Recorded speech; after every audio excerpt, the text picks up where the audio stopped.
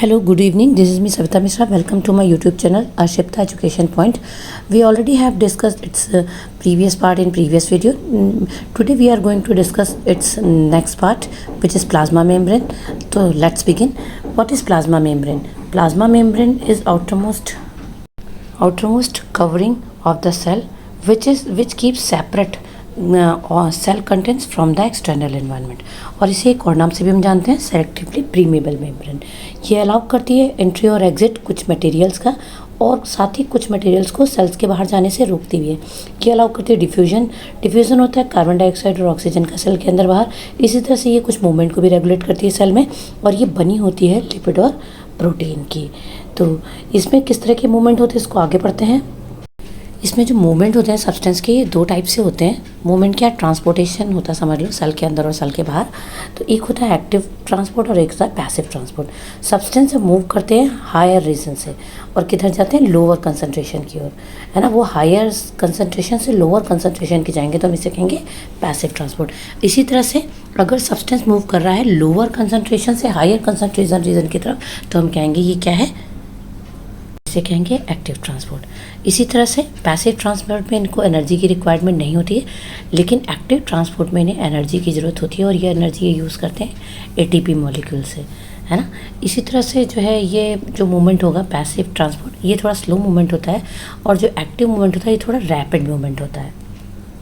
Passive movement में केवल small molecules, water molecule transport होते हैं पॉजिटिवली, जबकि एक्टिव मूवमेंट में जो मूवमेंट होता है वो लार्ज मॉलिक्यूल होता है ना।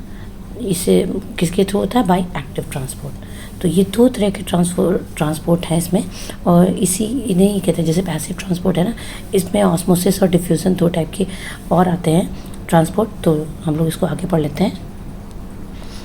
ऑस्मोसिस क्या होता है, ऑस्मोसिस एक प्रोसेस होता है जिसमें हम मूवमेंट करते हैं, जिसमें वाटर मॉलिक्यूल अक्रॉस जाते हैं सेमी परमेबल मेम्ब्रेन के, है ना। ये हायर कंसंट्रेशन रीजन से लोअर कंसंट्रेशन रीजन की तरफ जाते हैं, ठीक है। ये दो टाइप के ऑस्मोसिस होते हैं। इसमें ऑस्मोसिस एक होता है इंडो ऑस्मोसिस और एक होता है एक्सो ऑस्मोसिस। इंडो ऑस्मोसिस होता है इस प्रोसेस में जिसमें वाटर मॉलिक्यूल या सॉल्वेंट ये एंटर करता है किसके अंदर, सेल के अंदर, ठीक है। और एक्सो ऑस्मोसिस क्या होता है, इस प्रोसेस में जो है इसमें वाटर मॉलिक्यूल या सॉल्वेंट है वो मूव करेगा सेल के बाहर की ओर। नेक्स्ट है डिफ्यूज़न क्या होता है, डिफ्यूज़न भी प्रोसेस होता है, इसमें भी मूवमेंट होता है किस सब्सटेंस का, जैसे सॉलिड, लिक्विड या गैस, कुछ भी हो सकता है। इसमें मूवमेंट होगा जो है रीजन जो होगा हायर कंसंट्रेशन रीजन से किसकी तरफ, लोअर कंसंट्रेशन रीजन की तरफ। और इस प्रोसेस में जो मॉलिक्यूल होते हैं सब्सटेंस के, एक सब्सटेंस के, वो मिक्स हो जाते हैं दूसरे सब्सटेंस के मॉलिक्यूल के साथ, ठीक है। इसके बाद हम लोग डिफ्यूज़न के बाद आते हैं। नेक्स्ट टॉपिक है हमारा, दोनों में डिफरेंस देख लेते हैं, डिफ्यूज़न और ऑस्मोसिस को। तो देखते हैं कि ऑस्मोसिस क्या होता है, डिफ्यूज़न पहले सबसे पहले देख लेते हैं, फिर ऑस्मोसिस देखेंगे। डिफ्यूज़न में क्या है, डिफ्यूज़न एक ऐसी प्रक्रिया है जिसमें क्या होता है, जो पार्टिकल्स होते हैं वो मूव करते हैं हायर रीजन कंसंट्रेशन से लोअर रीजन कंसंट्रेशन की ओर, ठीक है। और ये होता है कि इसमें ये लिक्विड और गैस में होता है, और इसमें जो है कोई भी सेपरेट मेम्ब्रेन की ज़रूरत नहीं होती है, और जो वाटर होता है उसमें वाटर भी नेसेसरी नहीं होता है इस मूवमेंट के लिए। ये जो फ्लो होता है ये ऑल डायरेक्शन में बराबर होता है, मीन्स सभी डायरेक्शन में होता है। जो डिफ्यूज़न होता है ये एक नेचुरल फिनोमेना है, और ये जो है कभी रुकता नहीं है। जितने भी टाइप के सब्सटेंसेस होते हैं वो प्रेजेंट होते हैं सॉल्यूशन में, all type of substances are present in the solution, और ये जो है मूव कर सकते हैं from higher region concentration to a lower region concentration की ओर। Now we come to on osmosis. Osmosis क्या होता है, ये एक फिनोमेना है, इसमें मूवमेंट होता है सॉल्वेंट पार्टिकल्स का across semi permeable membrane.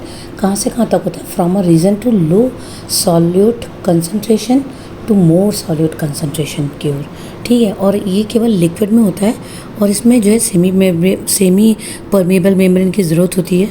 Water जो होता है मेन सॉल्वेंट, है ना, ये जो मूव करता है फ्रॉम एक रीजन से दूसरे रीजन में, और जो फ्लो होता है इसमें कंस्टिट्यूशन का वो केवल एक डायरेक्शन में होता है। ये जो प्रोसेस है इसको हम स्टॉप कर सकते हैं अगर कोई एक्सटर्नल फोर्स इस पर लगाए तो। और ये जो मूवमेंट है इसमें केवल वाटर या जो भी सब्सटेंस है वो मूव करेगा from region higher concentration to a region lower concentration की ओर। इसके बाद आते हैं टाइप्स ऑफ सॉल्यूशन की तरफ से। 3 तरह के सॉल्यूशन हमें बताए गए इसमें, हाइपरटोनिक्स, हाइपोटोनिक और आइसोटोनिक सॉल्यूशन। हाइपोटोनिक सॉल्यूशन ऐसा होता है इसमें सॉल्वेंट ज़्यादा होता है और सॉल्यूट कम होता है। तो इसमें अगर हम कोई एनिमल सेल डालते हैं तो इसमें जो मूवमेंट होती है वाटर का वो होता है, सॉल्वेंट का मूवमेंट जो होगा वो आउटसाइड से इनसाइड होगा, क्योंकि बाहर जो है हायर कंसंट्रेशन रीजन होता है और सेल के अंदर लोअर कंसंट्रेशन रीजन होता है। बाहर पानी की मात्रा ज़्यादा होती है और सेल के अंदर कम होती है, तो वाटर जो मूव करता है वो बाहर से अंदर की तरफ मूव करेगा। तो इस सोल्यूशन में सेल जो होता है वो फूल जाता है, स्वेल अप कर जाता है। आइसोटोनिक सोल्यूशन में क्या होता है, जितना पानी बाहर है उतना ही सेल के अंदर है, तो इसमें सेल का जितना पानी सेल के अंदर जाता है उतना ही बाहर आता है। तो इसमें क्या होता है, वो सेल के साइज़ में कोई चेंज नहीं आता।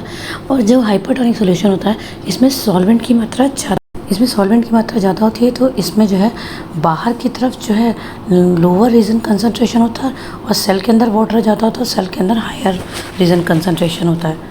तो इसमें पानी जो है वो सेल के अंदर से बाहर की तरफ आएगा, यानी कि वाटर जो है कैसे मूव करेगा, हायर रीजन कंसंट्रेशन से लोअर रीजन कंसंट्रेशन की ओर। तो इसमें जो वाटर है वो सेल के बाहर आएगा और इस स्टेज में क्या होगा, सेल श्रिंक कर जाएगा।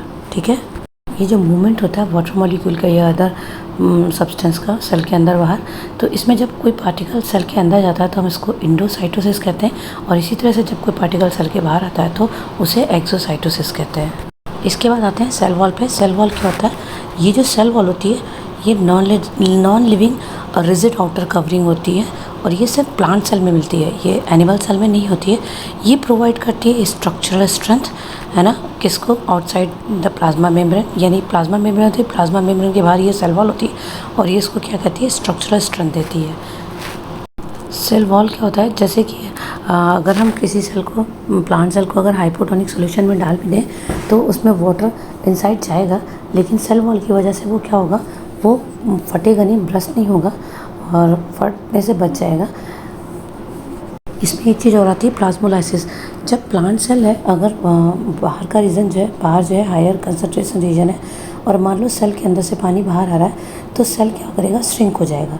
सेल श्रिंक हो जाएगा सेल वॉल से, इस तरह वो श्रिंक होकर सेल वॉल से अलग हो जाएगा और इस प्रोसेस को हम क्या कहते हैं, इसे हम कहते हैं प्लाज्मोलाइसिस। ठीक है, प्लाज्मोलाइसिस जो होता है वो लिविंग प्लांट सेल में होता है और कब होता है, जब ये वाटर लूज़ करते हैं ऑस्मोसिस के थ्रू, और इसके रिजल्ट में क्या होता है कि ये जो है सेल श्रिंक हो जाएगा और ये सेल वॉल से अलग हो जाएगा। उसके बाद हम देखते हैं सेल वॉल के कुछ फंक्शन होते हैं जो इस तरह से हैं, 1 बाय 1 करके देखते हैं। सबसे पहला फंक्शन है कि जो सेल वॉल है वो परमिट करता है प्लांट, फंगी, बैक्टीरिया सेल को क्या देता है, फटने से बचाता है। अगर हाइपोटोनिक सोल्यूशन आसपास हो तो सेल जो है ऑब्जर्व करते हैं वाटर ऑस्मोसिस से,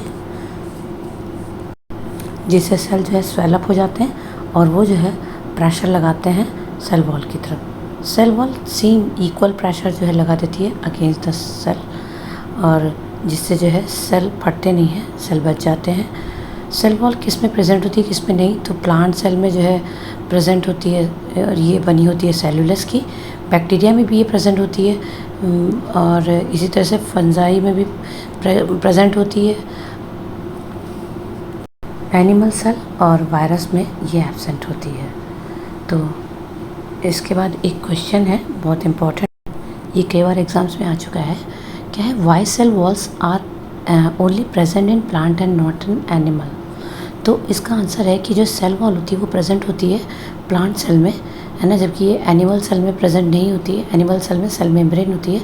सेल वॉल जो होती है मेनली हेल्प करती है प्लांट को रिजिड रखने में, है ना, और फिक्स करने में। ये हेल्प करती है प्लांट को, क्योंकि जो ये चल नहीं सकते, एक जगह पर ही होते हैं, क्योंकि ये सेलुलस की बनी होती है और यही रीज़न है कि जो इसका ब्रांचेस होती हैं और ये इसका जो ट्रंक होता है वो बहुत स्ट्रॉन्ग होता है। तो आज के लिए इतना ही, अगले वीडियो में फिर आपसे मिलूँगी, तब तक के लिए गुड नाइट। वीडियो पसंद आए तो लाइक करना, सब्सक्राइब करना। Till then bye.